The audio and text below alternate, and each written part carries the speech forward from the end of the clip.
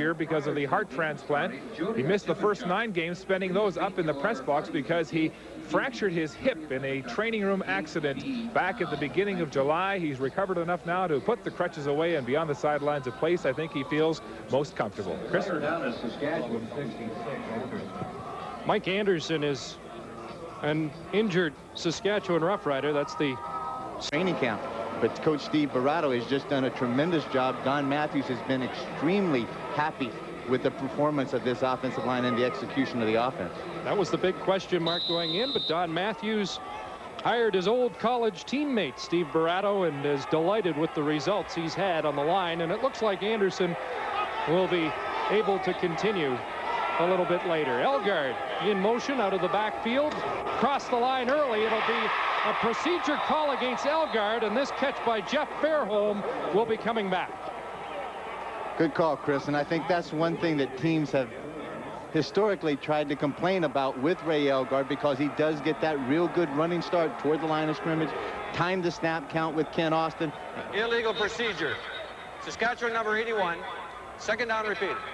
And that certainly gives him full advantage when he's moving to the line of scrimmage with that velocity, and then all of a sudden the defensive back is starting from a standstill position. He's a big 34-year-old guy. He needs that head start. They say he's as quick with the running start as the wide receivers on the outside. That time just a bit too quick, and it's 2nd and 12. Boyko on the draw play across the 40 to the 41, but he'll be 4 yards short of the first down. And this is one of the interesting sidebars to this game. Twin brothers matched up against each other. Bruce for the Saskatchewan Roughriders, Alan Boyko wearing number 17 for the Winnipeg Blue Bombers. Then you got to figure out who's mom and dad rooting for back home.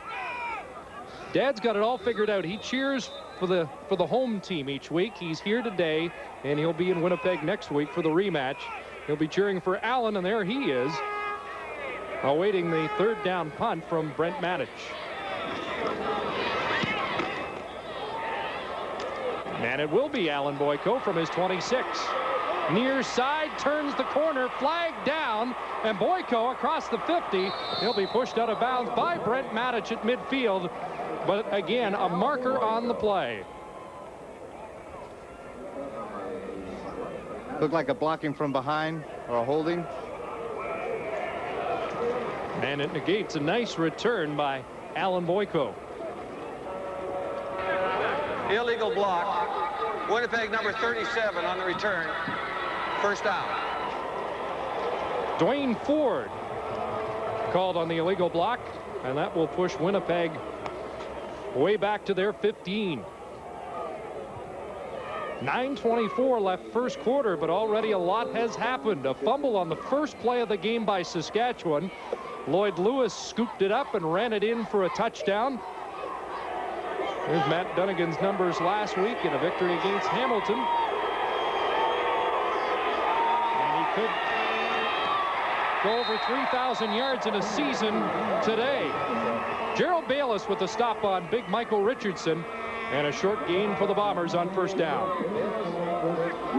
Play that they call a search play. All they're going to do is Dunnigan wants to come out, hand the ball deep to Richardson, and then allow him to search for the hole. They try to spread the defense out a bit, widen the gap somewhat between the offensive linemen, spread that Saskatchewan defense across the line, and then try to find a seam, try to find a crack of light that he can shoot through.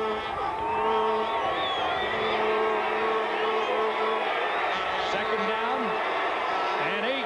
And the crowd cheering on the defense. Dunnigan rolling right, looking downfield, off the hand, and it's picked off. Carlton Lance, flag down, and Lance wrapped up by David Williams, but the Riders get a big turnover of their own to get them back in this football game.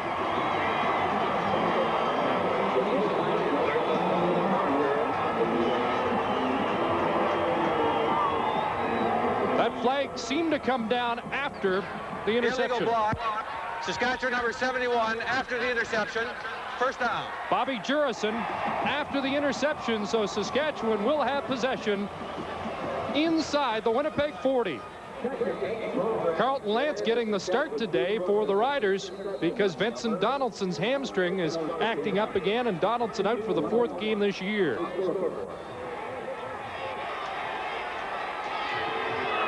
So third possession for Kent Austin. Let's see if he can get the ball moving. They tried the flea flicker back to Austin. He looks deep. Elgard in behind, and the pass delivered long.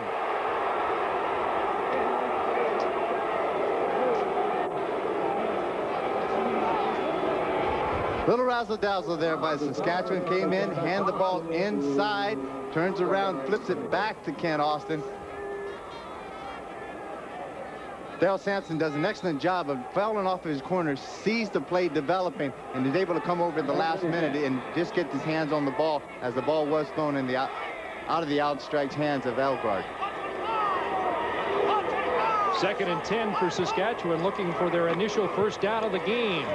Austin with time. There's B.K. Williams, and he is inside the 30, close to a first down. The veteran Williams back in the lineup. Lost his job for a couple of weeks to Willie Culpepper, and it's close enough for a measure, or is it? The officials are saying that it will be short by about the length of the football, as Williams tried to stretch it out, but he was stopped by Del Lyles. That offensive line of Saskatchewan doing an excellent job that time. No one around Kent Austin. Kent was able to have full vision downfield, able to take his time, find a receiver, and all these receivers know. All you have to do is, if your initial pattern is not open, keep working. If Kent has time, keep working hard. He'll get the ball to you eventually. He'll find you. So they're short by a couple of feet. Austin comes out. Terrence Jones comes in. 6'2", 200-pounder, and Jones will likely keep it. But as we saw last night, Ottawa and BC, no guarantee in a quarterback sneak. Motion left, and Jones straight ahead, and he has the first.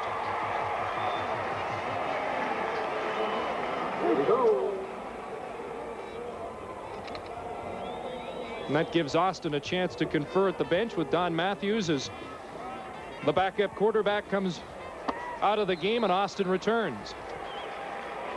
First and 10, Saskatchewan on the Bomber 28. So the Riders down by 10, but threatening here midway through the first quarter. Austin over the middle, and Boyko dropped the football. They're saying incomplete. Boyko was really crunched over the middle, and that could have gone either way. The officials could have ruled catch and a fumble, but instead they say incomplete. Good read by Austin this time. The blitz is coming up the middle. There comes Randolph. Then there's the quick hot read inside the Boyko. Dale Lyles is able, as a linebacker, slide from the inside, get over there quickly right at the last minute, get his arm up around the throat, knock that ball loose. Like you said, it could have gone either way on that call. I think the Riders got a break.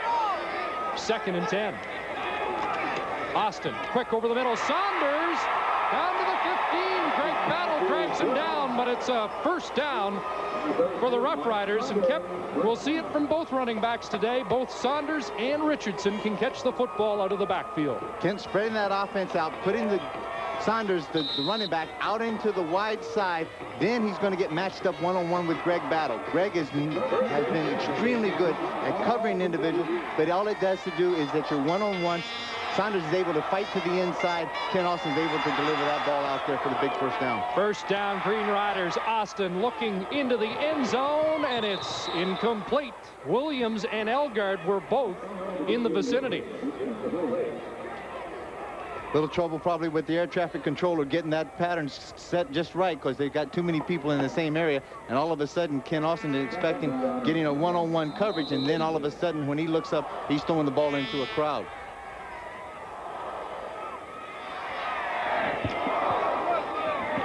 That's the success rate for the Green Riders so far this year in what they call the red zone. Haven't had much success on first down. Let's see what they do on 2nd and 10. Narcisse, and he hadn't made his cut when the ball was delivered. Narcisse working against Kim Phillips, and Austin will head to the bench. Slow start for number 5 in this first quarter. It's important in the sense that he's come out there, he's had the opportunity to look down the field, has had the time to try to throw the ball. Sooner or later, that will keep coming. That will click for Kent Austin. He's a very efficient passer. Those stats were not a misprint. 28 of 29 for Dave Ridgway in a remarkable year. Looking for his 21st straight field goal. Suter the holder. And Dave Ridgway puts it through. Robo kicker does it again. And the Roughriders are on the board. Dave Ridgway, the 21st consecutive field goal of his season, tying his own personal mark, and he's just too shy of the all-time Canadian Football League record of 23 set by Dean Dorsey over 2 years. It's been a remarkable year for Ridgway. Just one miss, a 44-yarder against Sacramento. Well, he's a remarkable individual, and there's no doubt about it. That guy's a player. So Matt Dunnigan and the Blue Bombers lead is now 10-3. Dunnigan throwing right side. Mike Bellamy with the reception at the 40-yard line, and it's a gain of 5. Carlton Lance, who had the pickoff for Saskatchewan, makes the tackle. Matt's smart enough to know this is Carlton Lance's first start out there, and he wants to go out there and see if he can test him early. See a little bit of the matchup coming off, where he's going to take a look at David Williams first. Carlton Lance slides off, makes a good tackle on the play. Here's the pitch to Richardson right side, and he's stopped up short of the first down. Gerald Bayless. There's Gary Lewis. They close the hole on big Michael Richardson, forcing third down. And is there a defensive lineman in the CFL having a better season than Gerald Bayless? I don't think there's too many that has had as good a season as Gerald Bayless in the past 5 or 6 years. He is very mobile. He's a very aggressive player, physically strong. He not only can handle gaps on either side of the center to a point, but he's got tremendous speed that he's able to pursue and be able to make tackles very much on the outside. Twice All-Canadian this year, 7 sacks and 8 tackles for losses. And they forced Winnipeg into a punting situation. It's 3rd and 1. And Cal Murphy has sent veteran Bob Cameron onto the field.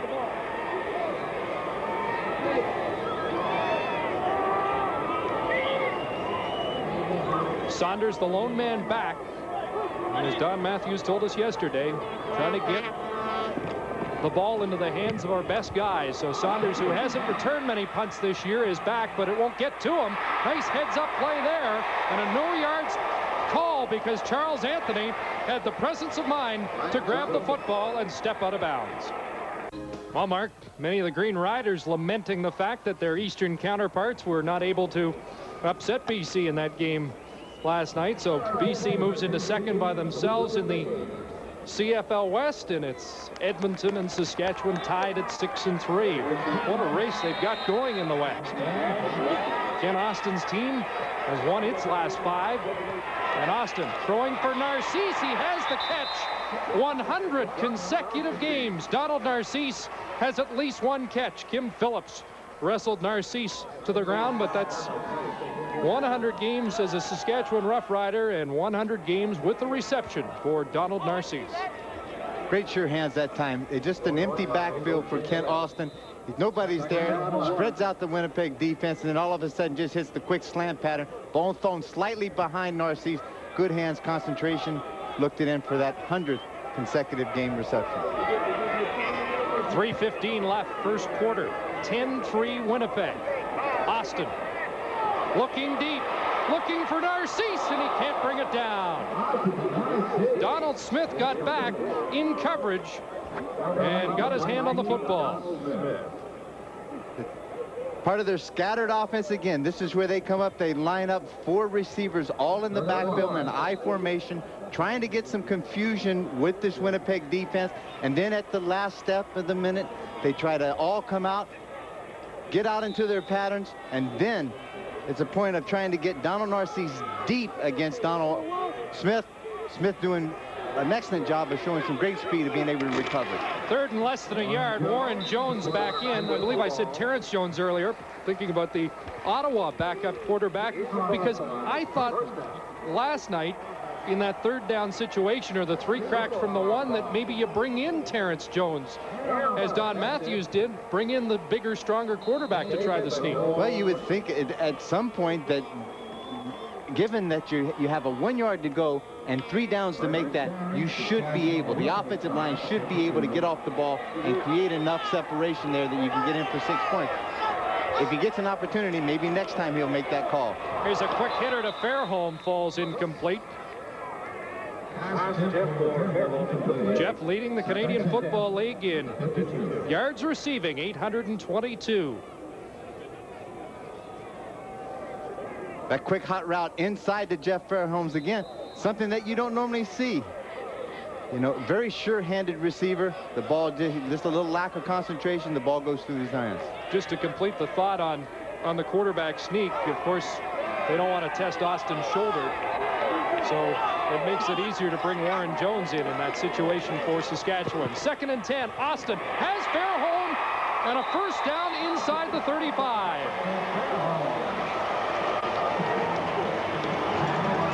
Here's one of the things that you really can't see about Ken Austin is the fact that not only does he know that Jeff Fairholm felt really bad about dropping that last pass, but then the next play, he comes right back to him again and says, here, I got confidence in you. I'm going to put it out there, lay it across the middle, exactly where you're going to get hit, and you're going to come back and build that confidence back into Jeff Fairholm. 20-yard catch for Fairholm. Saskatchewan on the move, down by a touchdown. They fake the draw. Austin shows his mobility. Saunders complete, and he's knocked out of the bounds at the 9-yard line. Great play by Ken Austin. And he hooks up with Saunders on a 24-yard pass play. Ken does an excellent job this time. He fakes the draw inside. Dale Lyles bites on the draw, and then that allows Kent Austin to get outside, break containment. That buys him more time. And as he buys more time, there's Michael Saunders down across the middle in the crossing route, able to pick up a big reception. 1st and goal from the 9. And the Roughriders offense is in gear now. Austin had it batted down. Somebody got a hand on it, and it falls incomplete. That last play to Saunders was more of a play you'd see Matt Dunnigan perform. Well, the thing about Ken Austin is that he does have some foot speed to get outside, but normally he is going to stay somewhere between the tackles, move the pocket a little bit. That is why this Winnipeg defense can really decide, pin their ears back, tee off on him. They got to get good containment up front, but then the push up the middle is where you're going to get into Ken Austin's face and give him some problems. 2nd and goal from the 9. Faked once, now Saunders, he's in trouble, and down he goes behind the line of scrimmage. Bobby Evans moved up and dropped Saunders for a 6-yard loss. Winnipeg did a good job that time as far as disguising their defense. They came up, they showed man. At the snap of the ball, they fell back, they played zone. Kent was looked up, boom, he wants to throw the hot right now. Now he has to pull it down because the hot's not there, and then he has to dump it out to Saunders in the flat. All Winnipeg defenders have to do, Bobby Evans in particular, react back up from their zone, make that tackle, set Saskatchewan into a kicking situation. Dave Ridgway now trying for 22 straight from the 18. Ridgway's good.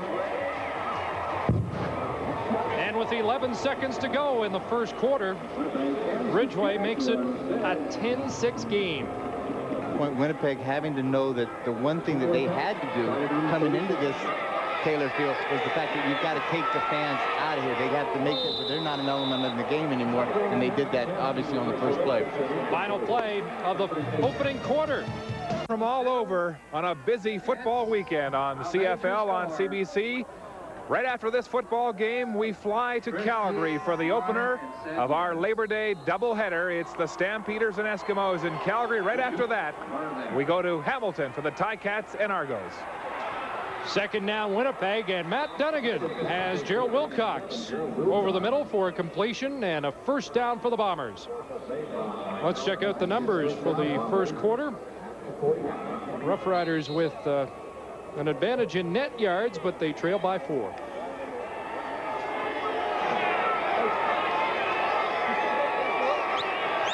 First down Winnipeg.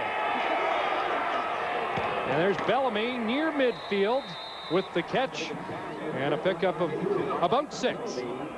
some of the things that Matt Dunnigan are doing so well with this offense, in the sense that it shows you so many looks. He's able to drop back and throw the ball. He sprints out. He forces the corner. He makes the defense have to work harder to get outside. He stretches the secondary. He allows that. Then they also have Michael Richardson, who's able to run, and they do really like the counter plays, the draw plays, and traps, and those plays are all set up because of Matt's athletic ability. Dunnigan gets it out to Gerald Alphen.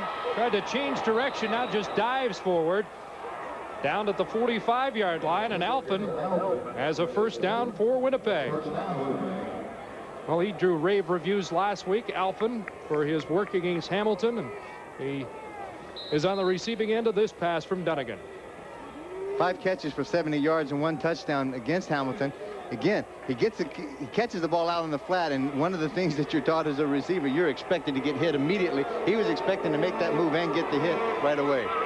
First down, Winnipeg. Dunnigan has an open receiver at the 35. That's David Williams. And Williams close to another Winnipeg first down. It'll be crucial for Saskatchewan to be able to play defense against him. They're going to have to pull Matt Dunnigan up. They got to get good pressure off of the corner, make him pull up, and then get the interior pressure from the backside and the interior to be able to try to make a sack and force him. If you don't get that pressure on him, you allow him to run out there and scramble. He can buy time all day. He's going to just play pitch and catch. They're doing it right now. Another catch by Gerald Wilcox at the 27-yard line. It's a gain of close to 7 for Gerald Wilcox, the native of London, Ontario. Former first-round draft choice in the Canadian College Draft. He was excited to get back in the lineup, too. He said he missed out most of 1992 with a knee injury. Pitch to Richardson on 2nd and 4. Big hole, first down. Richardson fumbles the football. Riders have it. Linebacker Brian Bonner has the football. And it's the second turnover by Cal Murphy's offense. Just a toss play out there. Michael Richardson is able to find a big hole. David Black's leading him. But in the last minute, he gets really stripped by the ball, and it's a good pursuit by this Saskatchewan defense, able to come up with a big turnover. The former Ottawa Roughrider coming up with a fumble recovery for the Saskatchewan Roughriders. Deep in Saskatchewan territory, Austin and the offense go to work. Here's Saunders losing it in the end zone. Winnipeg, can they get on it? It looks like Saskatchewan got back on the football. It's either a safety or a touchdown. It looked like Bruce Boyko of the Riders got back on it. So they give up 2 points on a sloppy pitch from Austin to Saunders. In this case, they'd be very happy for that trade-off. Trying to run the Statue of Liberty, he fakes the pass, and then it's supposed to be one of those plays where Saunders comes around. They normally hand it off. He does a little flip back to Saunders. He mishandles this snap. That's where it's very important that if it's going to be tossed back to you, you've got to concentrate on it. That ball's live right there. Should have been picked up by, that looks like Lewis, number 76, that had a chance to get at it. And also Alfred Payton was in there. So I think Don Matthews has got to be very happy to come away with just giving up the 2 points there.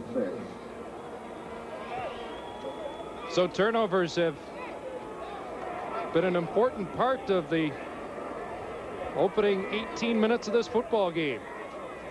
2 on either side. 1 led directly to a touchdown for Winnipeg. And now they get a safety. So 9 points for the Winnipeg defense. And a 12-6 Bomber lead. This was a problem Saskatchewan had early in the season. When I asked Kent Austin yesterday about the improvement in the football team, he talked a lot about the fact their turnover ratio has turned around. 19 giveaways for Saskatchewan in the first 4 games, just 5 in the last 5 games until today. Here's Greg Battle on the kickoff return across the 40, and the linebacker gets a chance to run with the football to the 43. Well, it gets to show you a little bit of the great athletic ability and the confidence that Coach Murphy has in Greg Battle. He actually lines up in the deep as a return guy and is able to get that ball up the field. No. Don't look at me like that. Not I don't remember you dropping deep. Not even. Well, I dropped deep in some of the pass zones, but that was about it. They knew my limitations, and they were a lot of them, believe me. Michael Richardson in the flat. There's Maurice Crum out there to get a hand on him and push him out of bounds. Well, Richardson, you know, wants the football. He says he'd like to get his hands on it 20 to 25 times per game. Well, and if he does, if Winnipeg runs the ball over 20 times per game, they are now, their record is 5-0 when they rush the ball that many times. And so that was a great insight for Michael Richardson, because he would be more than willing to carry the ball that many times. In college, Michael was a former wingback. His counterpart, Mike Saunders, a former wide receiver. So both can catch the football. And here's Richardson, stopped up in the backfield.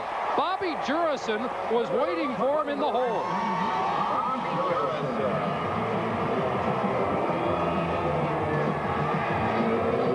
Great close off the backside by Bobby Jurison. You got to get a hat on him. Right in the middle of your screen, he cuts in behind McNeil, the offensive guard, and able to just to close down and makes a good tackle there. Solid performance. Been another big year for Bobby Jurison, the all-time Saskatchewan Roughriders sack leader. 2nd down and 12. Dunnigan, lots of time, but a flag down now. And so is David Williams. His reception short of a first down, but there's a holding call tacked on against Winnipeg.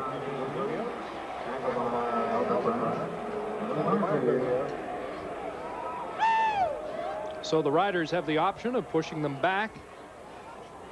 And you want to wonder why I wanted to stay on the field. That was the safest place to be. Winnipeg number 60. 2nd down repeated. Dave Van Conant, the center, charged with holding, and they move the football back to the Winnipeg 40-yard line. So it'll be 2nd down over and 23 yards to go. Dunnigan, another flag down, has a wide open Gerald Alphin, close to a first down. But there is a flag on the play.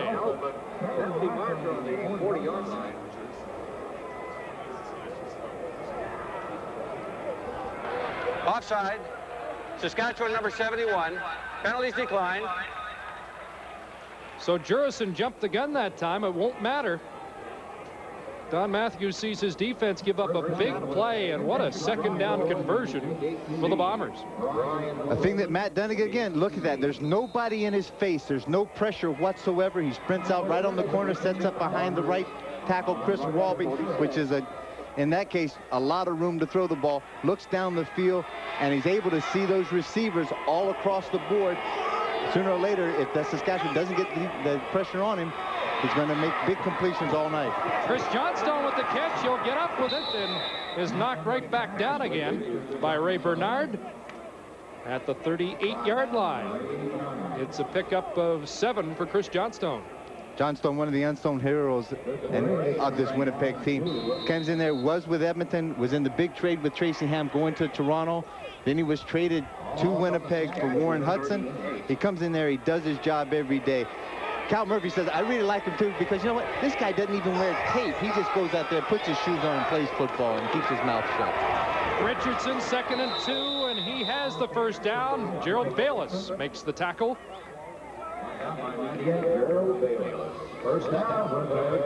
But Richardson has been busy in this first half.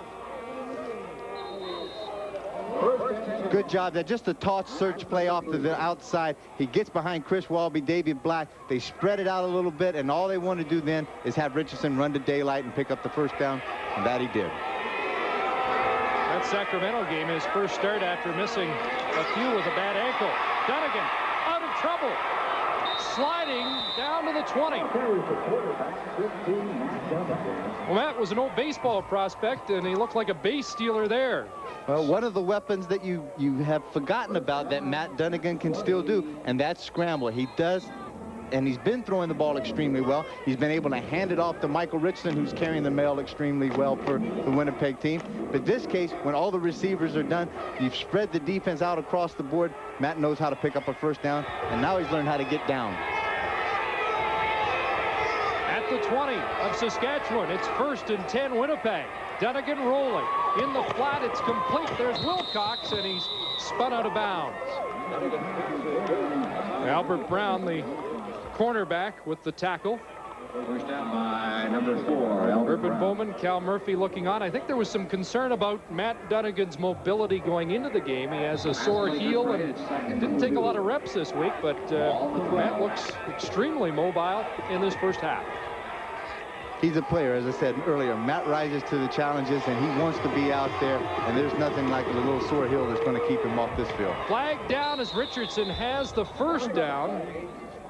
Pulled down by Gary Lewis. Procedure, though, will be the call against the Bombers.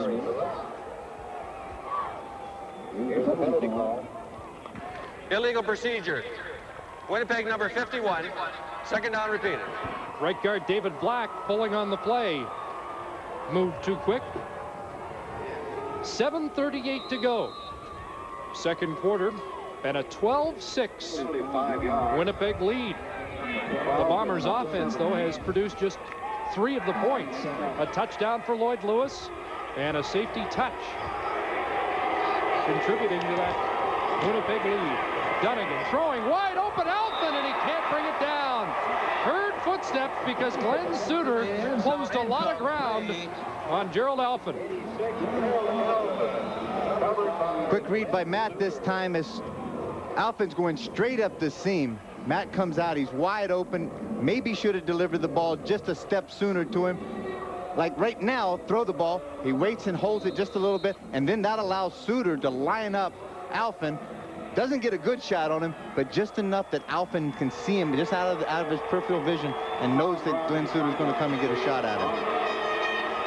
Westwood will try this one from the 24, and he's good.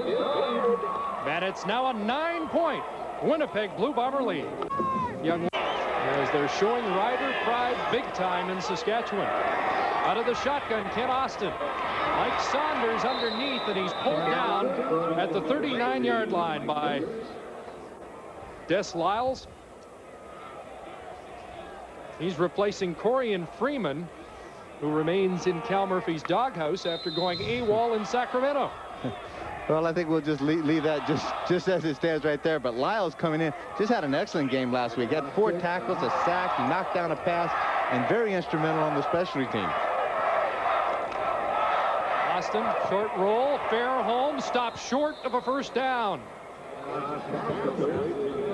Darrell Sampson unloaded on Fairholm, and he's slow to get up.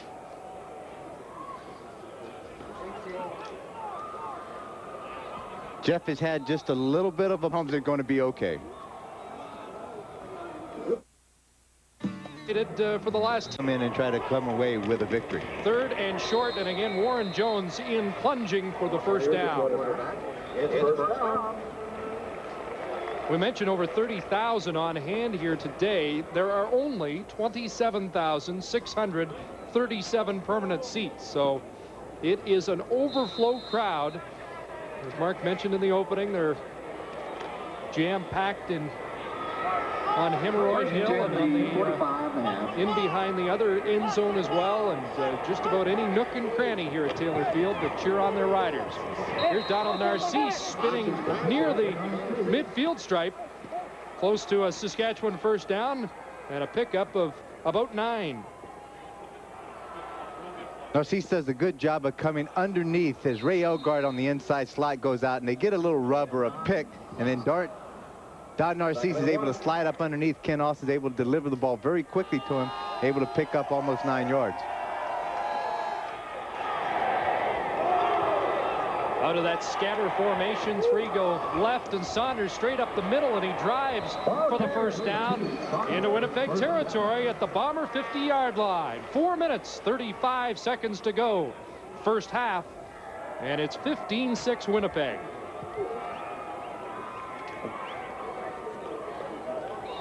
Good look at this scatter thing. Now everybody's going to go in motion out the left. Now Mike Saunders is standing there for a reason, and that Winnipeg defense knows that.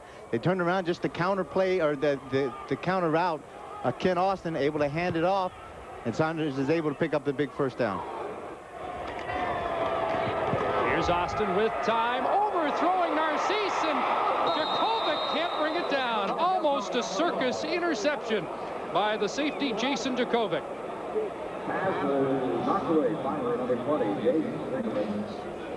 Jakovic does an excellent job this time, as Narcisse tries to run the post in behind him, and then he's just got to find it. Tries to concentrate all the way down, just about makes a circus interception. The kid out of the north end of Winnipeg, who has nailed down the starting job at safety after being the backup for the first 5 games of the year. Like now. 2nd and 10, Saskatchewan. Good protection. Unloading deep for Saunders. He was bumped by Jakovic. The ball falls incomplete, and the fans react, and Austin's got a beef too. Kent gets the kind of matchup that he wants. He's got Saunders working one-on-one against Lyle, but at the last minute, he doesn't realize Jakovic is free in the middle, just playing center field, and all he has to do, go to where the ball is, and he comes there late, knows the ball is overthrown, doesn't get an interference call, forces Saskatchewan into a punting situation. Maddock back in. Alfred Jackson drops deep along with Alan Boyko for Winnipeg. 3.5 minutes to go.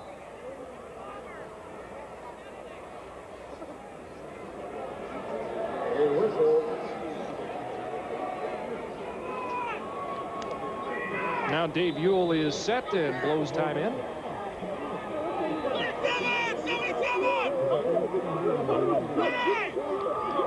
Wayne Drinkwalter, the long snapper for the Roughriders, and Matic, bad kick off the side of his foot. Bouncing near the 30, Jakovic picked it up and draws the no yards flags. 3:13 to go. He is Goose Bay, Labrador for tickets for the Labor Day Classic. First down, Dunnigan rolling in trouble. Bayless in pursuit, and now they outlet it to Chris Johnstone.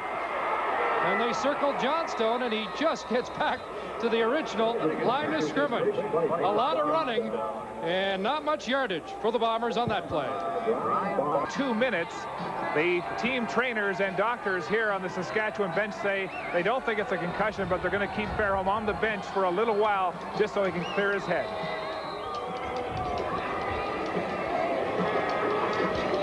So as Fairholm sits this Winnipeg series out, 2:37 to go first half. It's 2nd and 10, 2nd and 11. They rule a 1-yard loss on that last play by the Bombers. Early movement by the Riders defense as Dunnigan may have a free play. Just got it away. Almost picked off by Charles Anthony. Matt comes up to the line of scrimmage, stutters his count, and I think he's going to get Gary Lewis in that neutral zone. Matt 11 for 14. 5-yard penalty. 2nd down repeated. 105 yards passing in this first half for Dunnigan, and the 1 interception.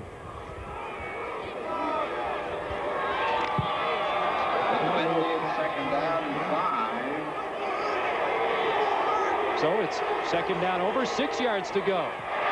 Dunnigan got rid of it quick, but Johnstone couldn't bring it in. And it'll be 3rd down, Winnipeg.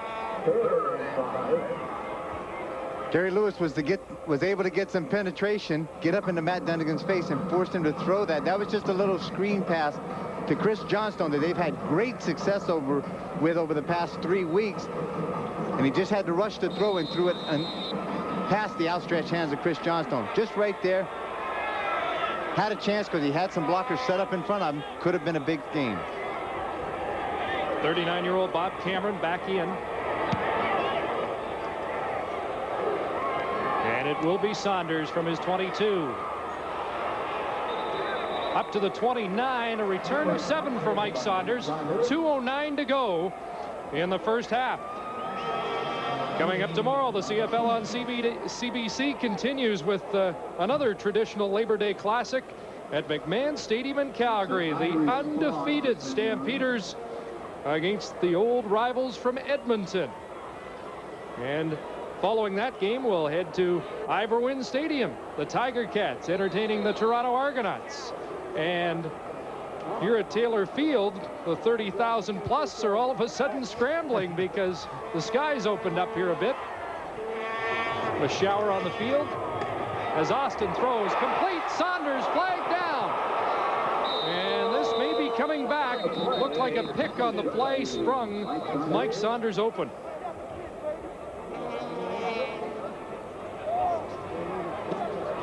Well, that'll be the call from Dave Ewell, negating the Saunders first down pickup. He's the third man inside to the wide side of the field. Saskatchewan number 80, 10-yard penalty, first down repeated. Yeah, it was Narcisse that threw that little pick. It's okay in basketball, but not on the football field. Actually, looks like a pretty nice day, so I don't expect that this rain will last for very long. I think there was just one big dark cloud, and it just happened to just say hello to everybody. Everybody here, these are hardy people. They come prepared to this game, and they're not going anywhere. They're here for the party and for the fun. Once in a while, there's been a dark cloud over this franchise, but the fans keep coming back to this football team. Here's Williams with the catch at the 33-yard line. Donald Smith on him. And that first down pickup is worth 13. And Jeff Fairholm returns to the game. Just a little bit of a sprint throwback pattern, and that allows B.K. Williams to come across the middle. He's going to run a little curl route, and he makes a good effort to come back toward Ken Austin to be able to pick up that reception. Minute 45 to go, first half. Austin and the Riders trailing by 9. Throwing for Elgard, incomplete, another flag down, and this one should be going against the Winnipeg D. And Elgard, while the conference takes place, is jawing with Bobby Evans. They've got something going. Forward pass interference. Winnipeg number 33. First down. Yeah, it is Bobby Evans that commits the foul and draws the ire of veteran Ray Elgard. Well, it's awfully hard because Ray is one of the most physical inside receivers that there are. When he comes off that line of scrimmage, he's going to look to make contact with you, slap you upside the head, and a lot of times you have to be very disciplined not to retaliate. Pass behind Fairholm, and he is hit again by Evans. And a little slow to get up. What a tough first half for Jeff. The CFL's leading receiver. Such a game. It just gets the inside release, the hot pattern, because that Winnipeg defense is going to come get in Ken Austin's face. The ball's delivered a little bit behind him, but you could just see him cringe right at the end just a bit, that he's really feeling the effects of possible that back injury. 2nd and 10 out of the shotgun. Austin throws it up, and Elgard can't find it. Elgard looked over his left shoulder, and it sailed by his right shoulder, incomplete. Ken Austin just having to unload that ball as quickly as possible. There were Dale Lyles and also Alfred Payton coming scot-free off the corner right up in Ken Austin's face, and he just had to throw the ball to get rid of it. Matich in. And Austin's numbers in the first half, not Austin-like. 11 for 22, 106 yards. So the pass defenses of both teams have been stingy in this first half. That's a better kick by Matich into the wind. Alan Boyko dragged down at the 32-yard line. Minute 23 for the ball's incomplete. Close coverage by Barry Wilburn on the play. Matt comes out. He runs trips formation to the wide side of the field to his left, and it sets up Bellamy one-on-one against Wilburn, and he tries to go with a quick post pattern. Wilburn just has great feet, excellent coverage techniques, able to close in there and get his hands inside on the ball, knock it down. Good percentage of completions, 11 for 16, but not much to show. Just 105 yards, 1 interception. And again, 9 points have come from the Winnipeg defense. Dunnigan in trouble. Chased down by Stu Hill. There's Bayless. And Richardson lets it sail by him incomplete. And perhaps just as well, that could have been a loss on the play. And there's Williams and Wilburn, and they've really had something going in this first half. Well, this is a real psychological part of the game, is trying to intimidate these people. Wilburn's known out there because he's played for the Washington Redskins for 5 years. He was with Cleveland last year. He's come out there, and you know that you got to talk a good game, and you got to get physical with these guys and let them know that if they come in your area, you're going to take care of it. You're not going to take any crap off of anybody. You're going to get up in their face. So Saskatchewan will get the football back with some time to put points on the board. Great kick by Cameron. Here's Saunders at his 20. Mike Saunders, room down the right side, turns the corner, and now has to step out of bounds. But there's exactly a minute to go, first half, and Saunders has given Saskatchewan pretty good field position for Ken Austin, and a minute's a lot of time for Austin to work with. Well, I think if you have a minute left in any CFL football game, there may not be any better quarterback to run the 1 minute offense than that gentleman right there. Just 2 field goals so far for Saskatchewan. Rush on from Payton, and Austin was forced to get it away quickly, and Payton drilled Austin as he got rid of the football. It'll be 2nd and 10. The thing about this Winnipeg defense, you know they're going to come. You're just not prepared to know exactly where they're coming from and what angle.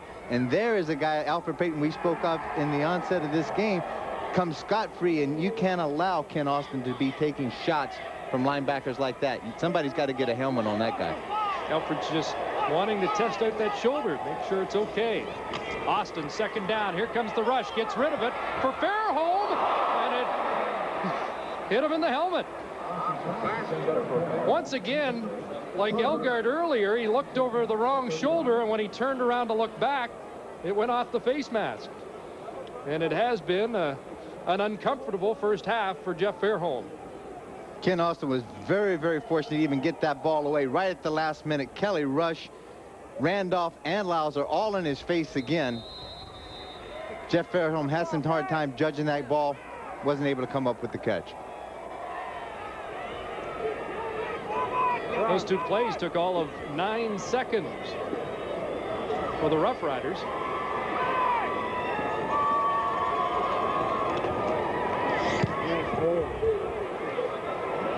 Match. Jackson and Boyko got crossed up. Ball on the turf, and flags down for no yards. 42 seconds left, first half, and well, we mentioned it for Austin, but Matt Dunnigan's got some time to play with here and try to increase this Winnipeg lead of 9. Time to play with the win. Saskatchewan number 90, 5-yard penalty, first down. And it's awfully hard because Saskatchewan's kicking the ball into this win, and you're anticipating the ball to be caught. But once that ball hits the turf, sometimes it takes those crazy bounces, plus the wind is going to hold it up. So that coverage team is really working extremely hard to get downfield. There's where the no yards takes place. At the Winnipeg 46. First down, Dunnigan rolling right, throwing off of Bonner's fingertips, and it falls incomplete.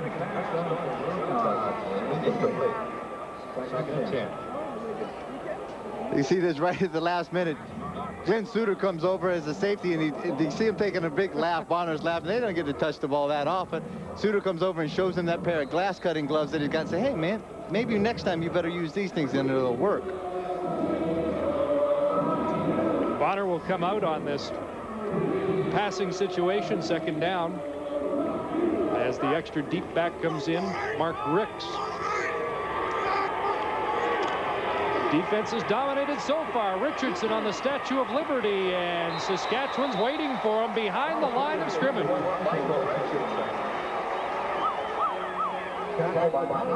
Maurice Crum out of the University of Miami with the tackle, forcing 3rd down. We're going to have another change of possession here in the final minute. Very disciplined defense that Coach Matthews runs over here. Gerald Bayless is inside. Bobby Jurison is outside.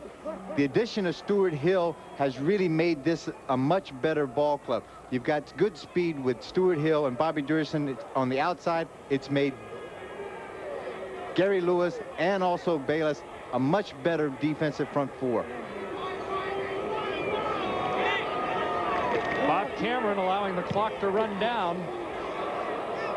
And Boone's another beauty. Saunders over his shoulder inside the 5.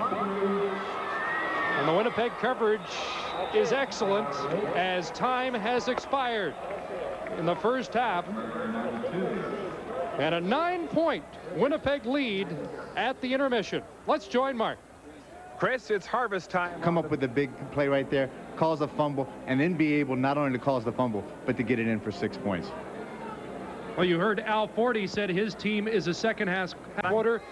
The visiting Winnipeg Blue Bombers with a 9-point lead, 15-6, as Troy Westwood kicks it off to start this third quarter. Mike Saunders from his 21, tripped up across the 30, and he's out to the 33. 32, Mike Saunders. They're the numbers on Kent Austin in the first half, and Kent's had better 30 minutes of football than that. Well, he certainly has, and the thing that he needed to do, and I'm sure that he did, was to go in and make some adjustments to be able to handle this Winnipeg Heat, because they are going to come with it just as they did for the first 30 minutes. Working against the stingiest defense in giving up yards this year, the Winnipeg Blue Bombers, and it has been a defensive struggle on either side. Saskatchewan ranked number 3 in yards allowed defensively. In the flat, B.K. Williams has the catch, but he is knocked down immediately by Earl Sampson, and it's little or no gain. You can see Kent's thrown the ball around a bit, but he still hasn't had great success. Really, the numbers are not really indicative of the kind of play that Kent would like to have in the first 30 minutes of a football game. That's why they're only slightly behind.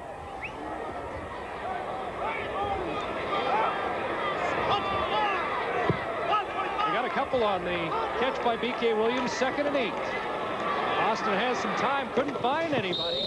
And it's incomplete, intended for Saunders, who was bumped immediately by Del Lyles.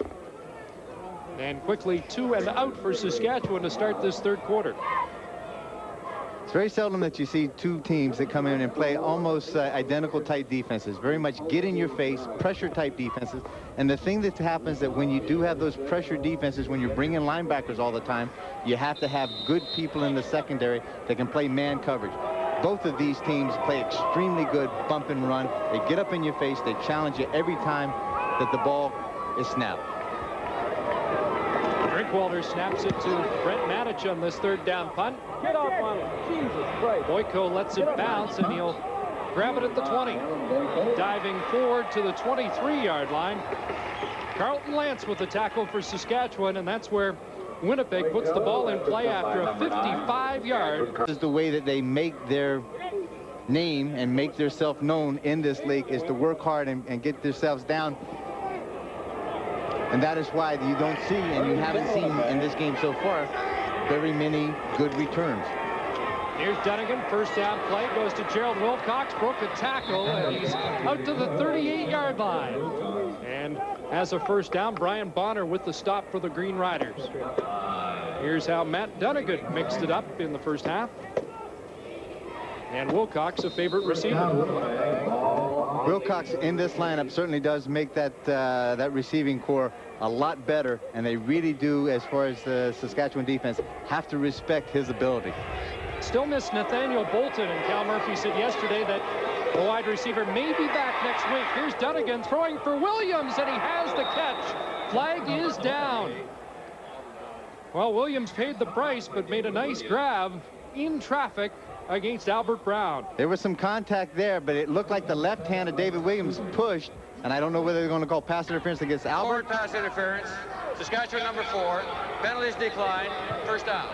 Exactly. That's Albert Brown trying to close in on the play once he saw that the ball was up in the air, trying to make a play at it. David Williams, right at the last minute, gave a little push with his left hand. I didn't see a lot of contact there. 24-yard gain for Williams and a first down in Saskatchewan territory for the Bombers. Richardson on the carry. Down to the 45, Bobby Jurison, Gerald Bayless making the tackle. And a pickup of 4 yards for Michael Richardson. Matt doing an excellent job, I think, of mixing up his play. He wants to play the drop back. He does the sprint out, and then he runs the ball back inside with Richardson. It's really keeping the Saskatchewan defense off balance. Bring your head back. David Williams getting attention at the Bomber bench. And Alfred Jackson takes his spot at wideout. Richardson. Big hole up the middle, another flag down. Richardson is stopped at the 34 by Ray Bernard. It's a first down pending the marker, but it's coming back.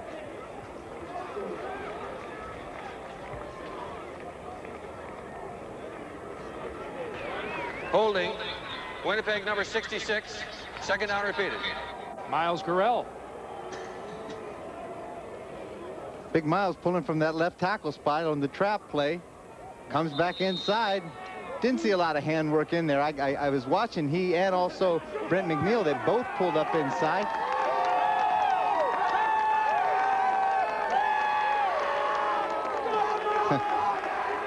Ride runs deep. Go ahead, you comment on that one. Here's Dunnigan over the middle. Johnstone, incomplete. Riders thought they had a fumble recovery, but it's incomplete and third down for Dunnigan and the Bombers. This is the identical play that they ran a little earlier with Chris Johnstone that they weren't able to connect then, just to dump off the screen pass. But the big thing that's got to happen is that Saskatchewan defense has to have had the ability to get up and get pressure on Matt Dunnigan. He hasn't had a lot of pressure on him, so therefore that play is why it didn't work very well. And they'll have to do the punt over again as play had not been whistled in.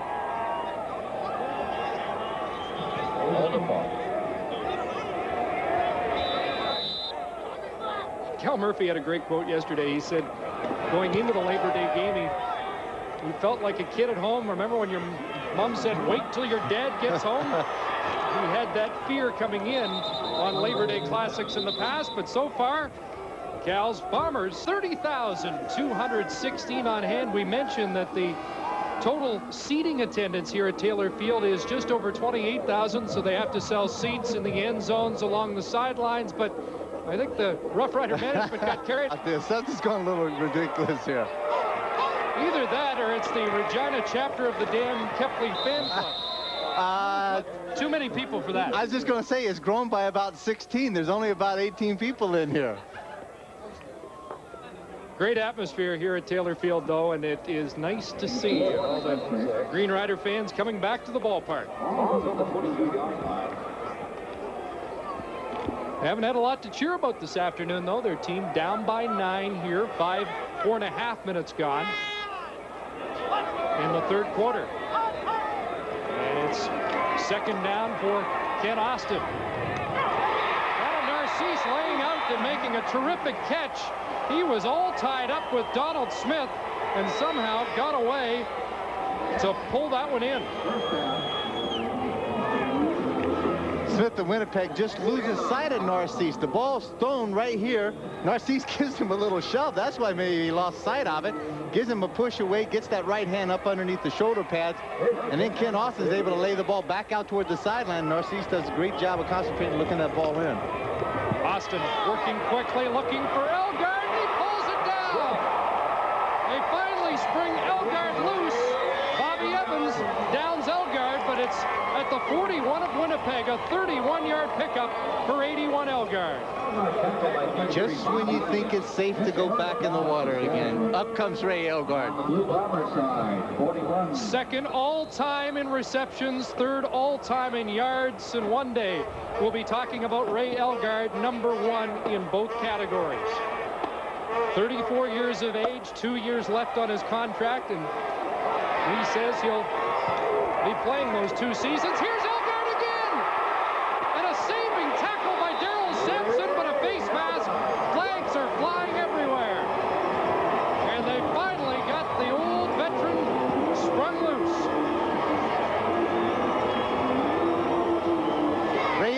gets inside. It's just a quick little hot route again. But what really made this play happen is just to the right of your screen. You can't see it. Is that Bobby Evans fell down as he was trying to take one. Face mask. Winnipeg number 30. Major foul. Piling on. Winnipeg number 34. First down. They're going to get Sampson for the face mask and Greg Battle for the piling on, so they're going to add some more yardage, move it down to 1st and goal. 855 yards now for Elgard on the season. That's tops in the CFL. And Saskatchewan out of the scatter formation. 1st and goal. Saunders to the goal line. No signal. Stop short. Ball didn't cross the plane of the goal line. At this point, they got that scatter formation. Saunders set in the backfield. Then he's just going to try to bake it back across the grain. Gets up high. And then now, if he extends the ball up over the goal line, it could have been a touchdown. Holds it down, pulls it down. Saskatchewan will have to tee it up one more time. The designated sneaker, Warren Jones, comes in. From the 1, 2nd and goal. Jones, right side, touchdown.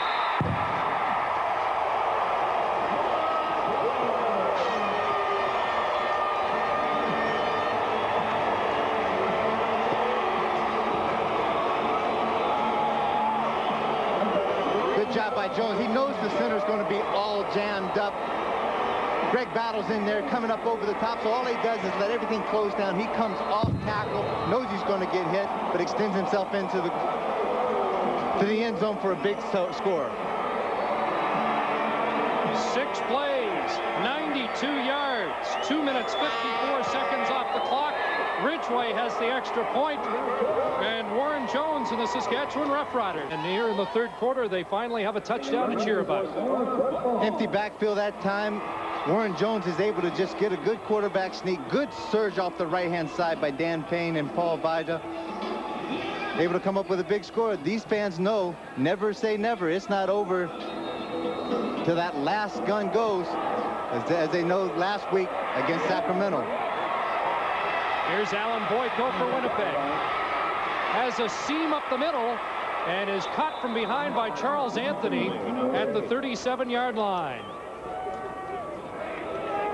Impressive return by Boyko that time. 35 yards on the kickoff return by one of the twin brothers in this game.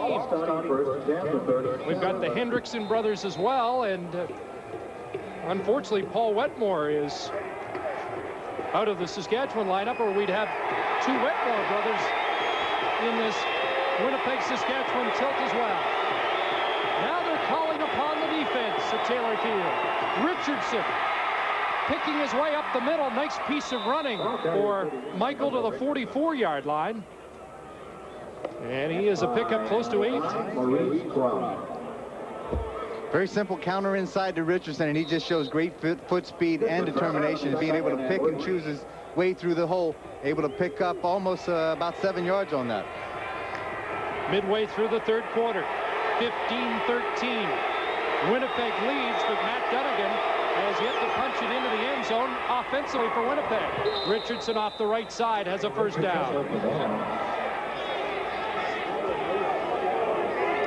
And Walby was involved momentarily. That's Williams and Wilburn, a matchup we talked about off the top, and it continues. This is the intimidation factor. These guys have been going at it since the first play of the game. Getting up in each other's face. Nobody is going to take one step back. Barry Wilburn plays bump and run on every play and says it's in my blood. It's the style I like to play. Williams now comes to the far side against Brown. Richardson again. Not much there as he's nailed right at the line of scrimmage by linebacker Brian Bonner.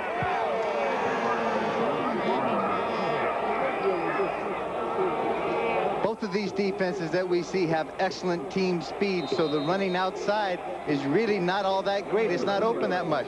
Bobby Durson does an excellent job that time on the counter, getting upfield, taking on the block, and able to turn that play back inside. And when he turns inside, there's Brian Bonner.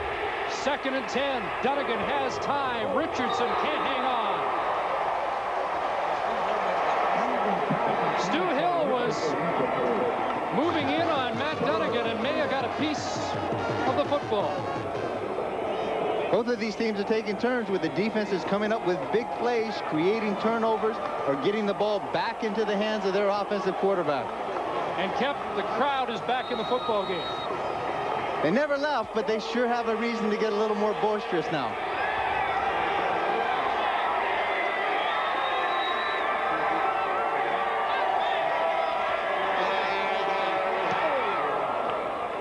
Cameron into the wind. Saunders moving up. Caught it on the dead run, draws the flag, and lunges to the 40. Great play by Mike Saunders. Saskatchewan, one of only 2 unbeaten teams. Tack on the no yards penalty. And Kent Austin. And the Saskatchewan Roughrider offense will have a first down at their own 47.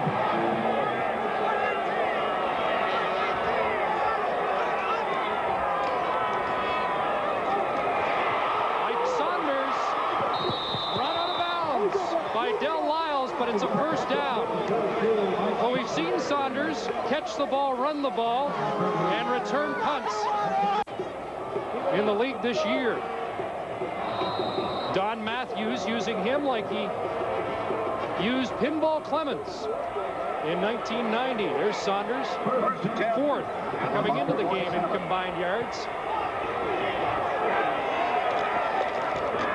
Austin first down, has a completion. Jeff Farrell. And Daryl Sampson makes the tackle at the 40-yard line. It's a pickup of 7 for Austin and the Riders. Ken Austin certainly looks a lot more comfortable than he did in the first half. He has plenty of time to throw the ball. Looks to the wide side first to Narcisse. Sees that Narcisse is very well covered. Then he comes back to Jeff Fairholmes inside on the slot, lays it to the outside away from the defender. Fairholmes does a good job of getting his body between he and the defender, comes up with a big reception. Second down, Saunders has the first. And a nice tackle there at the 35 by Kim Phillips. Or Saunders might have sprung that for more. Lines up in their scatter formation here. Everybody's going to move to the right-hand side of the screen, get the defensive flow. Then you're going to wheel out. Then Mike Saunders, all he has to do is try to find an opening. Cuts back across the grain. Phillips does a good job of coming up right at the last minute, nullifying it just to a first down, or else it could have been a much bigger game for Mike Saunders. Out of the shotgun, Austin going deep. Narcisse, touchdown!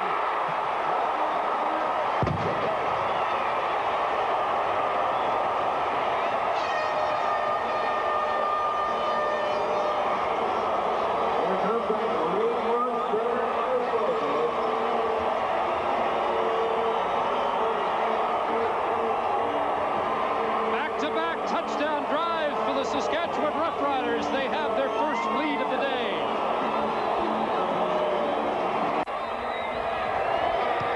Ridgway's extra point is good. Because there's nose tackles and offensive guards, and then one of the best that are set out there in the open are the defensive backs that are going one-on-one against guys. A little bit of a contact, and right at the last minute, Phillips seems to lose his footing, falls down. Incidental call, and Narcisse gives you the strut. Take a look at this. It almost appeared he was looking at the official to make sure there was no flag. Looked back, and then he walked his walk. Well, he wanted to say, don't you dare throw that thing on me. Here's Craig Battle. Nailed at the 15. Carlton Lance, the first man to greet him. And all the momentum in this third quarter has shifted to the Roughriders. 3:23 to go, third quarter, 2015 for Don Matthews, Saskatchewan Roughriders. Total package so far for the Saskatchewan Roughriders. All of a sudden, his pace selection started to come together. His passes started to be caught. The hole started to be open, and it ends up in a big 6 points. And Matt Dunnigan and the Bombers have to get it back. Richardson nailed.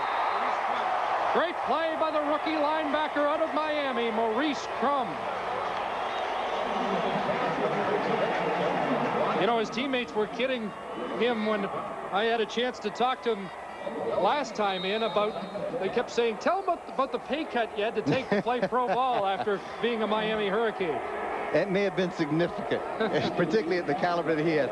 Associated Press All-American, just a tremendous athlete, one of the finalists for the Dick Butkus Award as far as the nation's top linebacker. 2nd and 10, and a completion to Gerald Wilcox at the 25. And this is close to a first down. Depends on the spot. I think they're short. I'd like to come back to Maurice Crum just 1 minute, just to show you what kind of athlete he is. This guy was actually drafted by the Chicago White Sox out of high school in baseball. So this is and he went to the same high school as Dwight Gooden. Now, high school has produced some great baseball talent.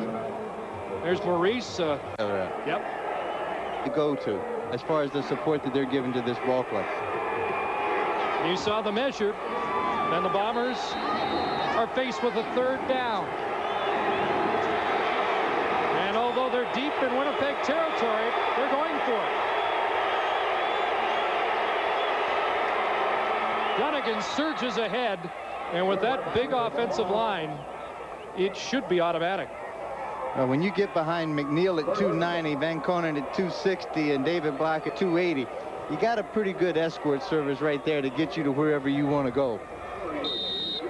Mark Lee mentioned it off the top, the battle in the trenches. There's Miles Gurrell. He's been in the league 16 years. The other tackle, Chris Walby, a 13-year veteran. That's 29 years of service between the 2 offensive tackles. The front 4 of Saskatchewan, there's 36 years of CFL experience. Richardson, and he didn't fool anybody there. Slipped down and finished off by Gary Lewis. Gary Lewis, 11 years in the league. So the guys in the trenches have been through the wars year after year. Gary Lewis playing it absolutely perfect as Miles Gurrell, number 66, pulls in front of him. All he does is get in his hip pocket, and he knows that Miles Gurrell is going to take him to the play, and he does. He makes a big play, big tackle in the backfield for a loss. Final minute, 3rd quarter, 2nd and long. Dunnigan has a man open. Gerald Alphin stretching. And again, he's close to a first down, but looked like he may be a yard short, thanks to the tackle from Carlton Lance. Excellent job that time as Matt Dunnigan is able to get outside, and he's able to force the corner. Alphin makes just a little curl route, and then he continues to slide to the outside and brings it inside, keeps his body between he and the defender, comes up with that big reception. 29th catch of the year for Gerald Alphin, over 500 yards receiving. That's another decision for Cal Murphy, almost a full yard.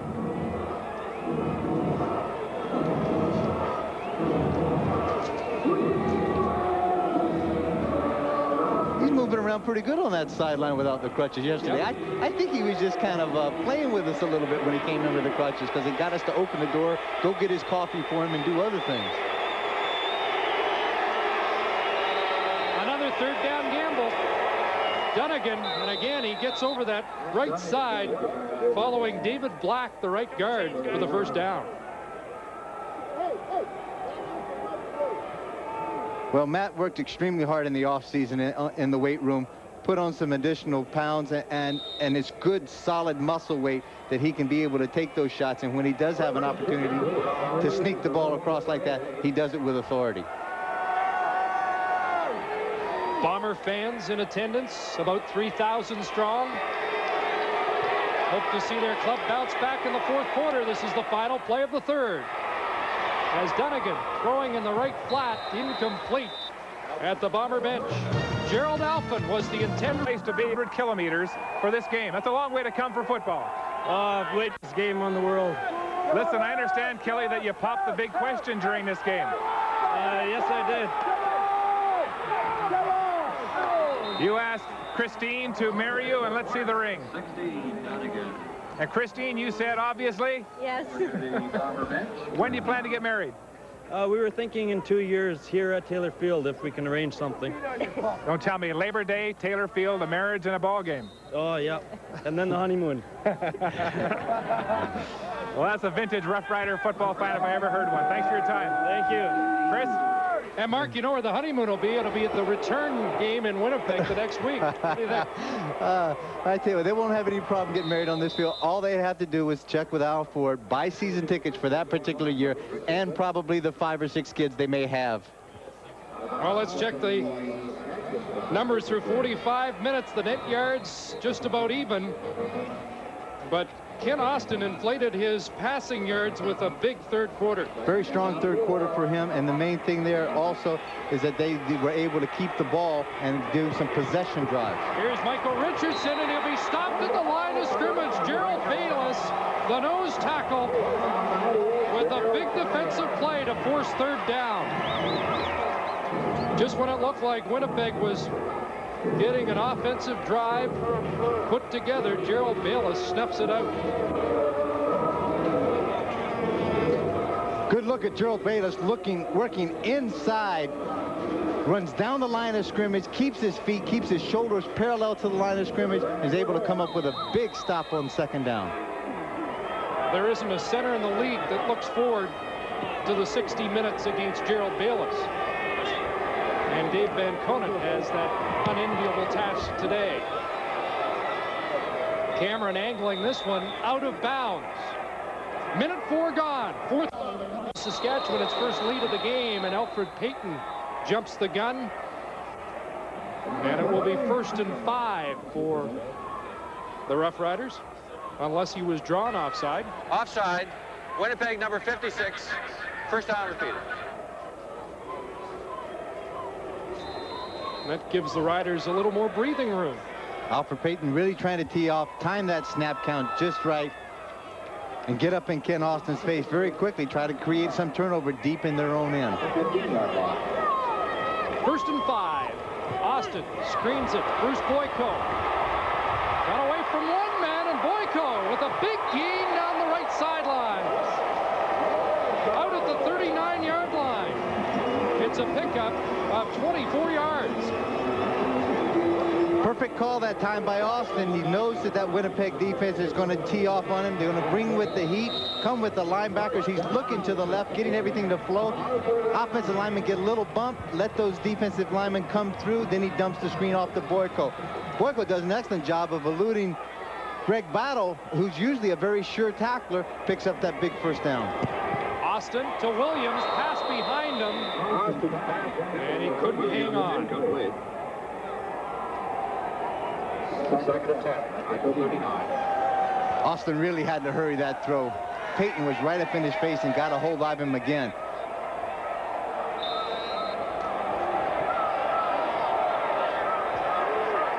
Riders have won 5 straight games. Last time they did that was 1972. The last time they won 6 in a row, 1970. Ron Lancaster, George Reed and company. Here's Austin, 2nd and 10 over the middle. Saunders gets away from one. Saunders with a big gain across midfield and out of bounds at the Winnipeg 52. Kelly Rush, the defensive end, came all the way back to knock Saunders out of bounds and perhaps out. Saunders shaken up at the Rider bench. It started off initially to look like a very innocent play as Kent Austin came back looking downfield, couldn't find anything, just had to dump it off to Mike Saunders. And then Mike had to make a play all individually on his own, coming back across the green.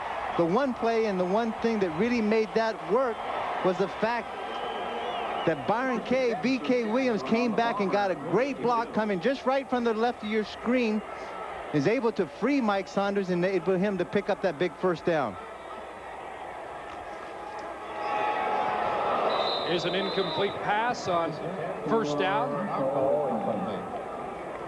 12:18 to go, fourth quarter.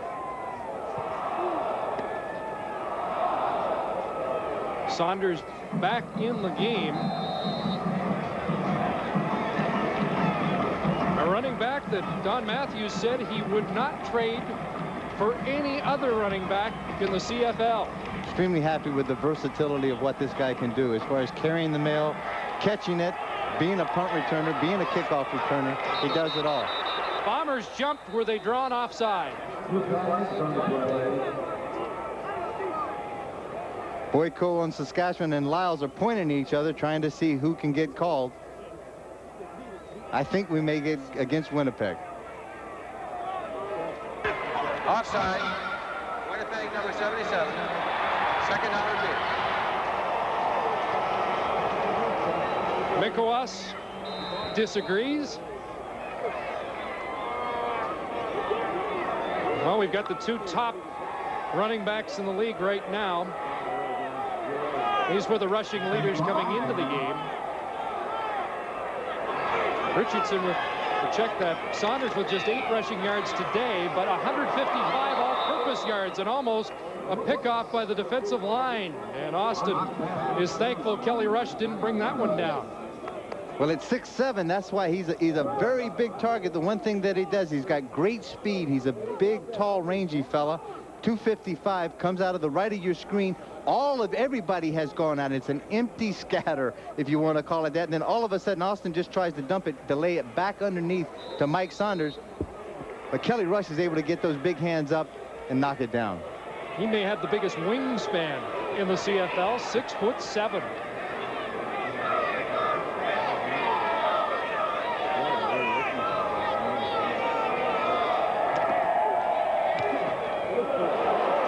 With another dandy kick into the wind, into the end zone.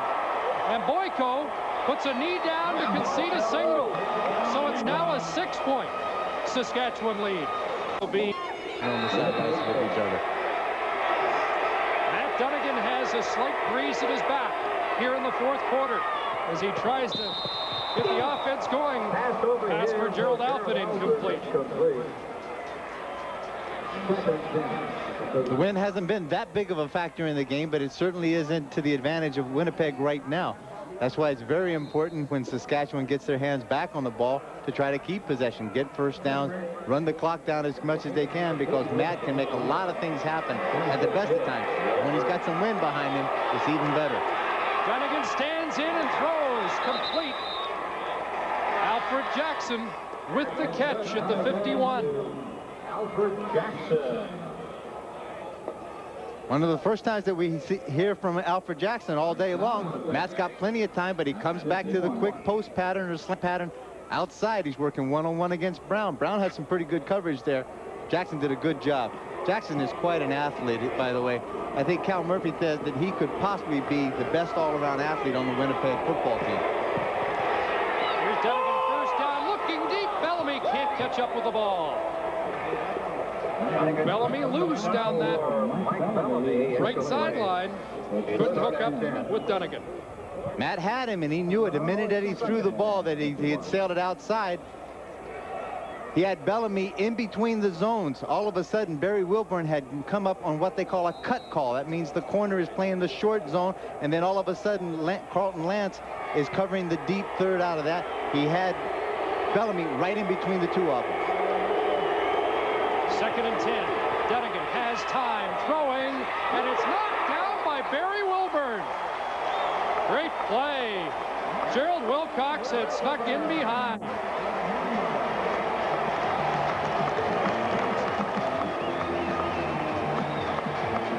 An old college teammate of Ken Austin's at Mississippi.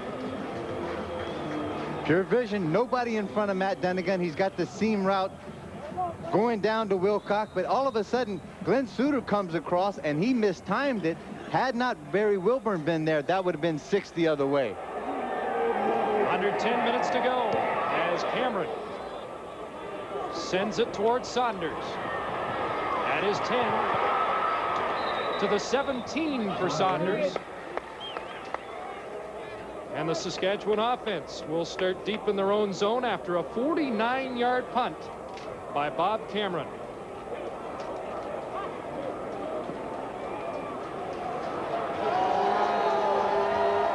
Out here with the team and has in fact returned to his home in Toronto because of a family tragedy. His older brother was killed on Thursday in a car accident, so Rob has gone home for the funeral, and our deepest sympathies from the CBC to Rob and his family. And we echo those sentiments, and also our thoughts go out to Kenton Leonard and his family. If you were watching last night, you heard the tragic news that his wife has passed away, and he will be back in New Orleans and not with the Stampeders for the game tomorrow. So it has been a tragic weekend in the Canadian Football League. Elgard over the middle, breaks a tackle, and at the 30-yard line has a first down for Saskatchewan. First down.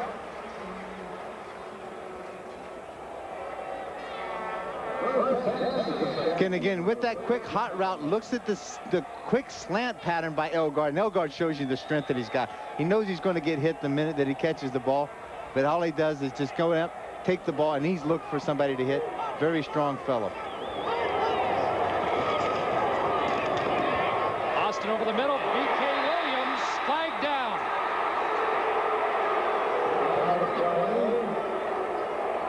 Flag came down on the other side of the field. There was some contact made right before the ball got there, but I don't know if they're going to call pass interference or not.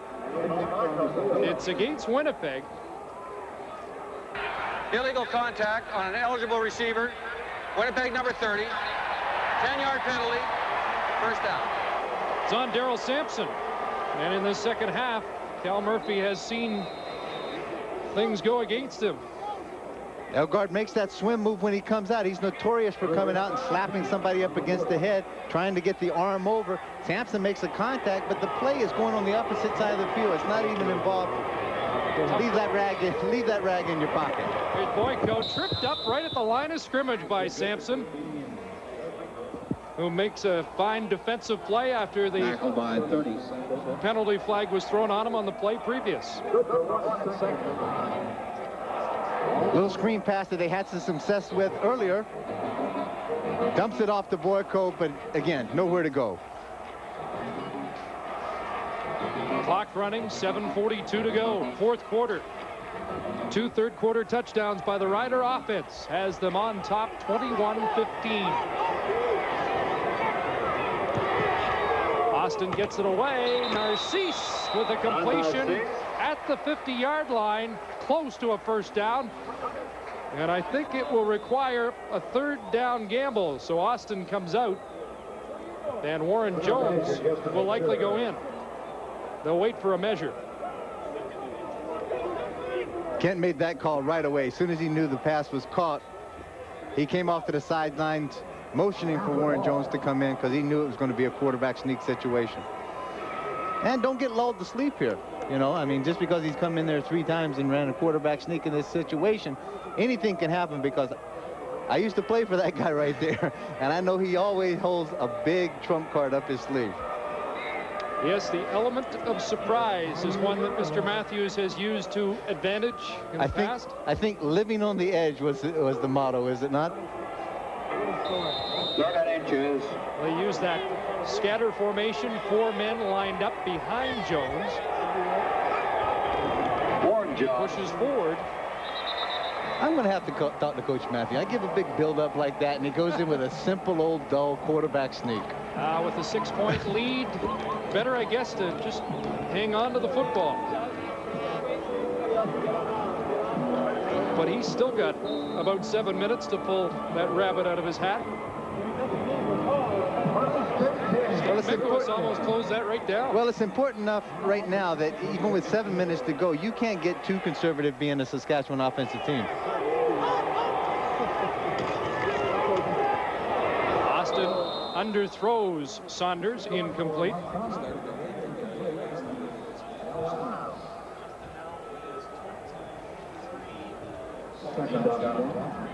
Kent having to rush to throw again, getting the blitz from Randolph and also Lloyd Lewis coming up the middle. This drive started at the 18. The last drive, which started at the 18, was taken downfield 92 yards for a touchdown. It's 2nd and 10 from the 53 out of the shotgun. Austin to Elgard, great catch! And Elgard knocked down by Greg Battle at the 32-yard line. Oh, has he been a factor in this second half? 27 yards more for Ray Elgard.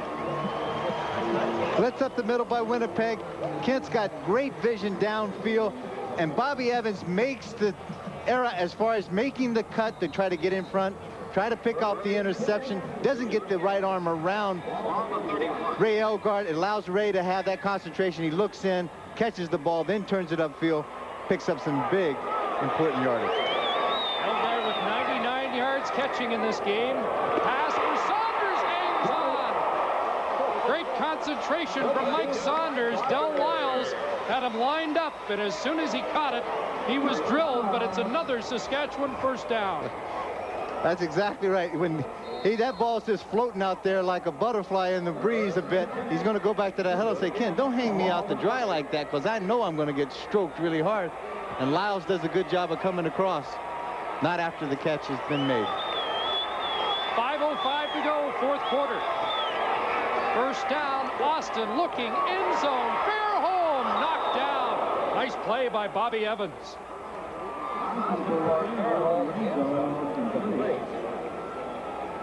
As you said, a good play by Bobby Evans, playing the seam route on Fairholmes, and what he has to do is just squeeze him down. They try to squeeze it down tightly into Jakowicz, that is playing the safety, and allows him to then try to make the play on the ball. Less ground to cover, and then Bobby decides to do it on his own, gets up and knocks the ball down.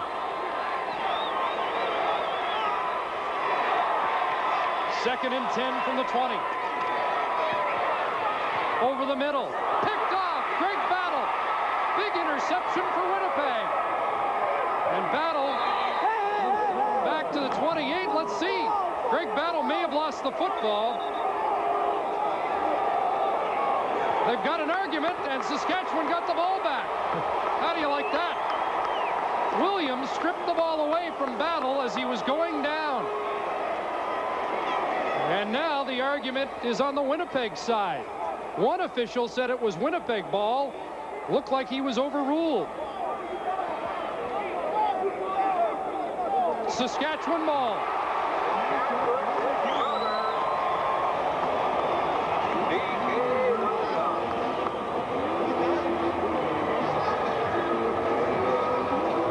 Now there's the interception there by Battle. Now as he comes back up the field, he's got the ball tucked in his right hand. Now watch B.K. Williams. Now he's got the ball. Whoa, right there. There's where the ball is taking place, just on the right-hand side of it. B.K. actually stripped the ball completely out of Greg Battle's hands, and now the possession goes to B.K. Williams. A receiver with great hands. Didn't make the catch. That time he picked Battle's pocket. Donald Narcisse was the intended receiver. It'll be second down. But Kent Austin has been in a better rhythm in this second half despite the interception. That time he took a lick, though. Take a good, when you stand in there, there's Alfred Payton. He has just reckless abandon. He has no care for his body whatsoever. Comes in, just sails himself up over the blocker. Gets in Austin's face. Boyko on the draw. Not much there. It'll be Dave Ridgway time here at Taylor Field. 3:48 left. And not only will Ridgway try to put the Riders up by more than a converted touchdown, he'll try to tie a CFL record with his 23rd consecutive field goal.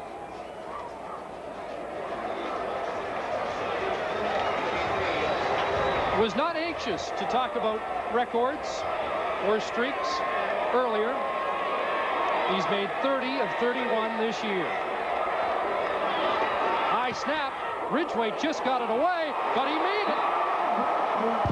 Robo kicker does it again, and it's a 9-point Saskatchewan lead. Have outscored the Winnipeg Blue Bombers 18-0 in this second half and have a 9-point lead, and Dave Ridgway has tied a CFL record with his 23rd consecutive field goal, and that gives the Roughriders the 9-point lead. So Matt Dunnigan has only 3:27 left to get things back. Tried to go to Bellamy down the right sideline. Incomplete.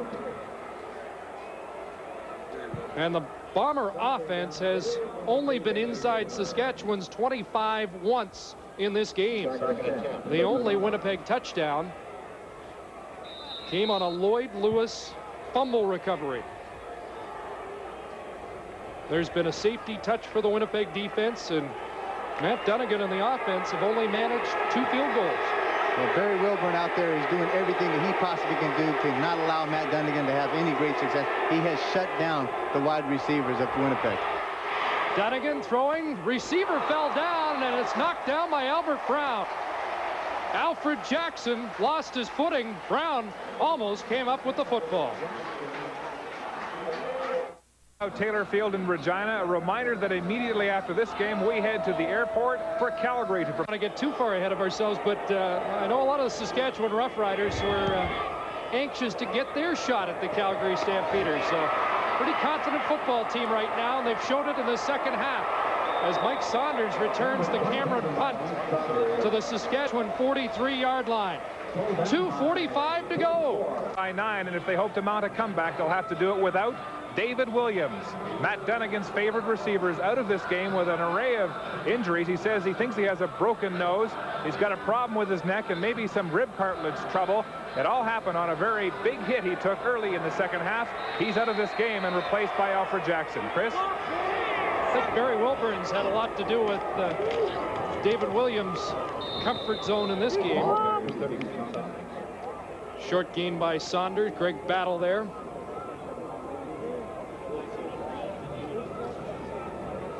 And Saskatchewan would like to chew up the clock, and the Bombers want to get the football back ASAP. Well, this will be a real good test for this Saskatchewan offensive line now that they in a chance with the situation that they have to run the ball. Winnipeg knows they have to run the ball. Let's see how they perform. Execution of these plays are so critical. Low shotgun snap. Austin over the middle and almost picked off. Elgard, the intended receiver. But the Bombers almost got it right back there. Kim Phillips just failed to pull it in.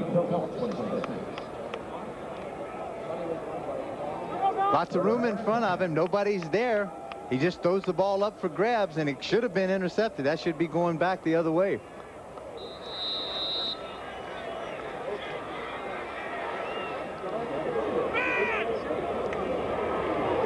As I said, it really isn't a time for Saskatchewan to get, you know, too lackadaisical or too conservative in the way that they're going about this.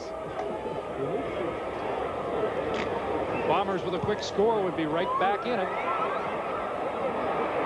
Takes a Saskatchewan hop, and Alfred Jackson is able to draw the no yards flag.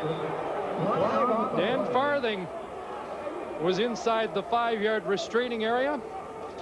And now things starting to heat up a bit. Dave Pitcher was in the middle of it.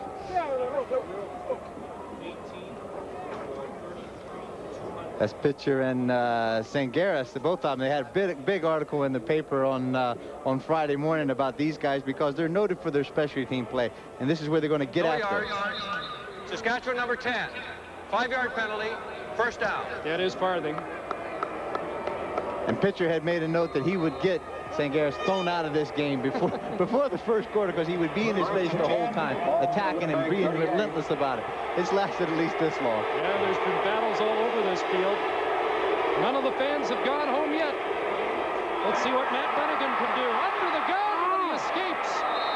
Heads-up play by Dunnigan to get 7 when it looked like he'd be caught behind the line of scrimmage. Stu Hill's trying to figure out how he got away. Stu Hill made a big move inside, and when he does, he gets right up in Matt Dunnigan's face. Gary Lewis had taken an outside release also, and that allowed that one little seam for Matt Dunnigan to come up. Richardson up the middle, big hole, and he's across midfield into Saskatchewan territory.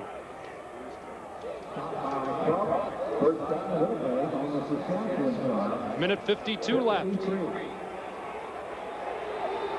Winnipeg right there winning at the point of attack and allowing Richardson to pick up a big first down. Dunnigan again out of the pocket. And brought down by Maurice Crum. The rookie makes another fine play. It limits Dunnigan's pickup to 3 to 4 yards and kept Dunnigan inbounds as well. One of the good things about that rookie right there is that when he came up, you really have a tendency as a linebacker and as a young linebacker, when you see a quarterback there running, you want to go in and try to take his head off. What he did was come up, break down, and just make a tackle, get him on the ground.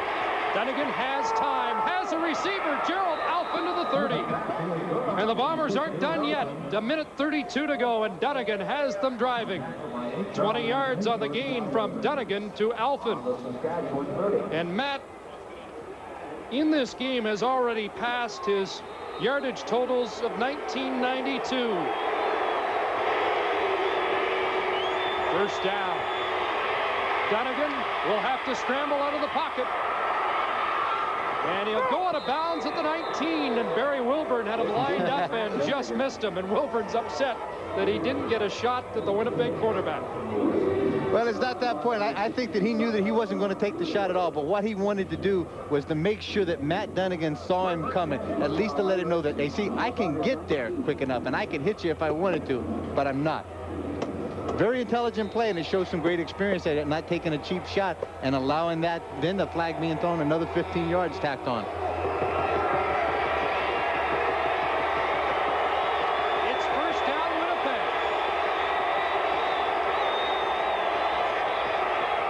Dunnigan with time, lots of it, pulls it down, now throws, wide open, Jackson, touchdown! Jackson. 1:10 to go, and Matt Dunnigan, with all the time to pick out his receiver, found Jackson alone in the end zone. Terrific job this time. Matt has plenty of time to throw the ball. The offensive line is doing a great job. Gets away right at the last minute, and then Gary Lewis comes in, gets a good shot on him, but you have to allow at some point in time, those defensive backs can only cover for so long. You got to get him down on the ground. Westwood adds the extra point. And it's a 2-point game with 70 seconds remaining. Down drive. And the hands team will come out for Cal Murphy's. It's been a tough afternoon for Dunnigan, but he showed veteran savvy on that drive.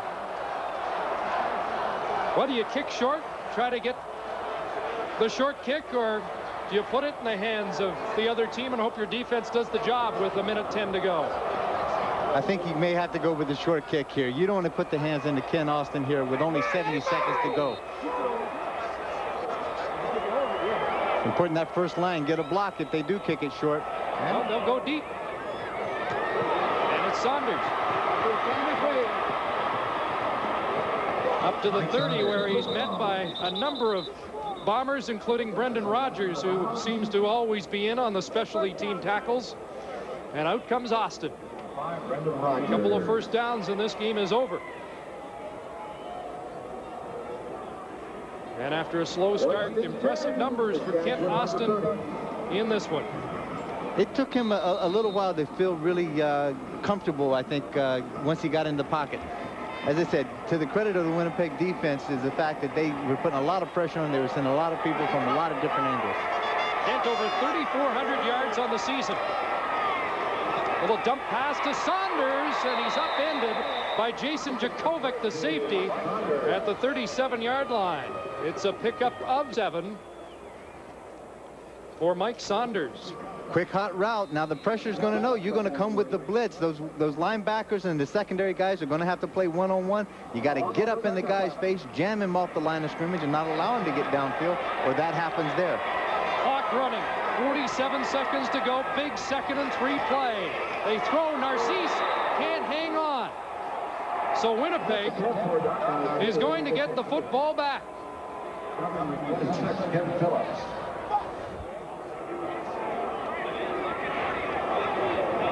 Narcisse just tries to run that little rubber or that pick play off to the right-hand side.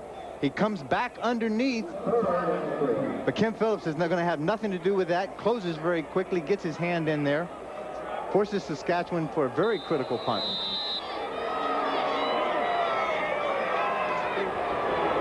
Brent Matic into a moderate breeze here in the 4th quarter.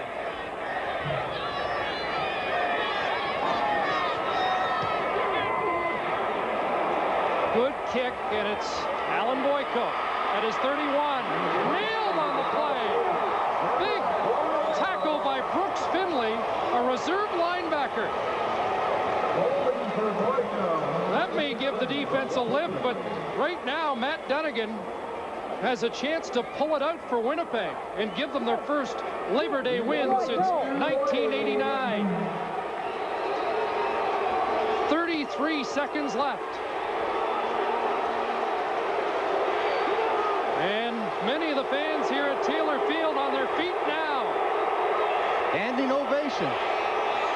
They want the D to dig in. Dunnigan can't find a receiver. Now throws complete. It's Gerald Wilcox at midfield. Absolute classic Dunnigan that time. Scrambles out, gets outside. Stuart Hills has a perfect angle on him. And then all of a sudden he just stutter steps a bit, gets Stu Hill to draw his feet up somewhat, and then he's able to get outside, complete the pass. First down. Dunnigan with time. Throws complete. They're into Westwood range. Gerald Alphin with the catch. 15 seconds left. And the Bombers, led by Matt Dunnigan, could pull this one out and end the 5-game Saskatchewan win streak. Clock running. Give Richardson. And he gets down to the 30. Ball carriers 31, Mike Richardson. 8 seconds to go. And it's time for Troy Westwood. These people here have seen this movie just last week. Well, the last 2 games, Saskatchewan's pulled it out with last-second field goals by Dave Ridgway.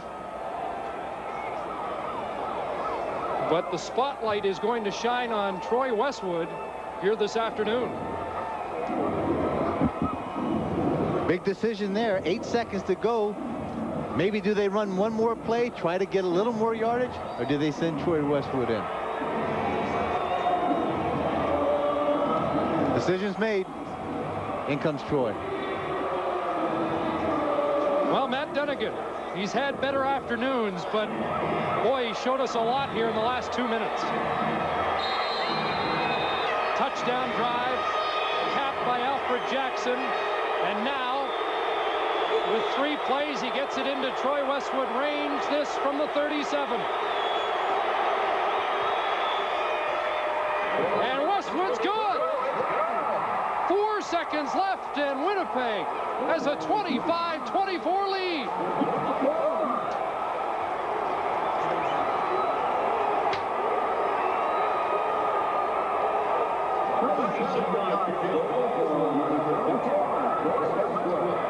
The touchdown with 1:10 to go, and now Westwood with 4 seconds remaining. And Cal Murphy looks like he's about to steal one. The Don Matthews Riders appeared to have one.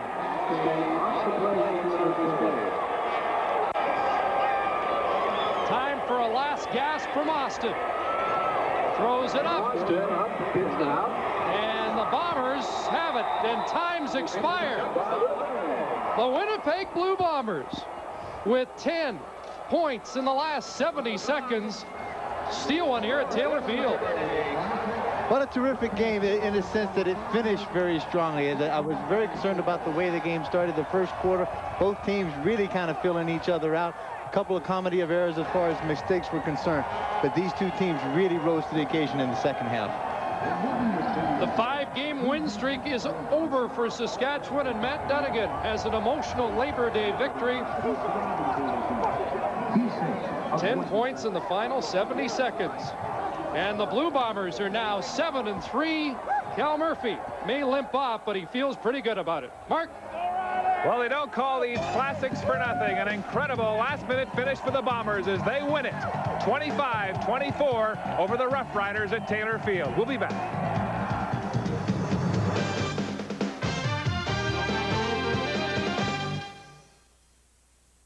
Unless you spend a small fortune, all you get from most car companies is bare bones.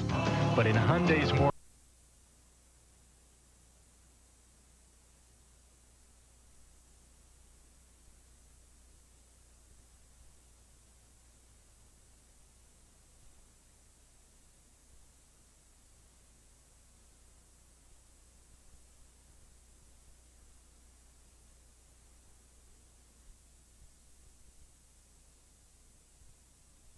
in rushing.